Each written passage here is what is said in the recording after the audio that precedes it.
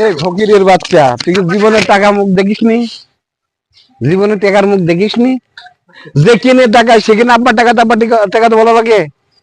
হ্যাঁ, কথা তো ঠিক। টাকা কি দেখিসনি না? তোর বাপ টাকা দিয়ে জন্ম দেয়নি কোনটা?